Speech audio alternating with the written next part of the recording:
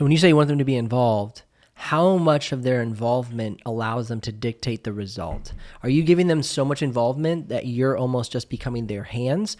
Or are you communicating to them that they have hired you and now you have authority over this professional relationship? Right. Right? So how do you separate, hey, I'm personal, I'm Andrew, I love you, but now I want to give you a good result because my reputation's on the line. Yeah. So it's both. I'm going to keep answering your questions with it's both. Okay. So yeah, I do establish authority up front, and I think that comes from experience, but it also comes from just how you communicate and how I can explain what, this process is going to look like. Yeah. I think that's where it really comes from. But on the other side of it, I want to work with a client and build the process so that they're almost building an identity and I'm their hands, like you said. Okay. So, but you're more of like reading their mind and trying to find their result. yes, mind reader. Okay. I mean, you know what I mean. Yeah. Do what they say. It's really like you understand your brand because you're coming to me.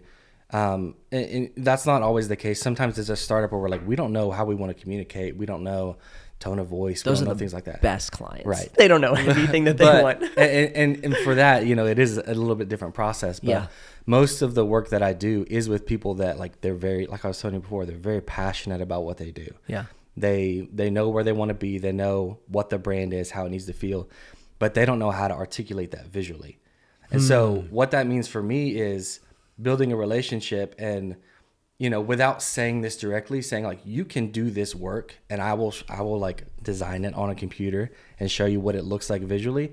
But it's a communication and a back and forth that, the words that they're telling me, the way they describe the brand, the way they describe their clientele, their target, that's visually building things in my head. And so they're kind of doing part of the work for me.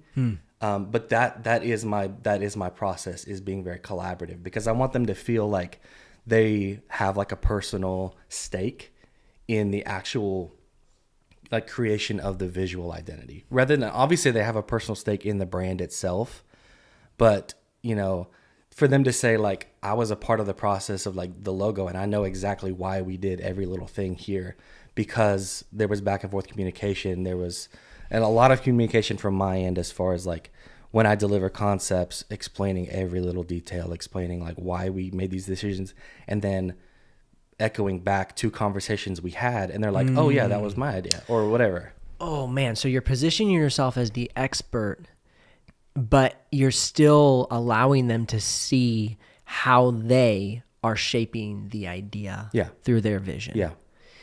That is amazing. So right now I'm reading a book called Win Without Pitching by Blair Enns. Have you heard of that? Yes. Okay. You're basically explaining that book. You're doing that. What he's saying. He's you position yourself as the expert. I've never read it. You've never read it? I would read it just to give yourself a pat on the back or something, because it's literally what you're saying is you position yourself as the expert. You have a lot of, you don't do pitches, you do conversations. Yeah. And you let your work show for itself, your past work. You don't need to bring fresh work to them, because if you start designing before you ever have a conversation, you're going to design what you think in your head they might want, which in turn will not even get them what they want. And then you'll be frustrated by what you did for them. Yeah. Because you'll be doing it all over again. Right. So your sales process and your building process is communication. Yeah.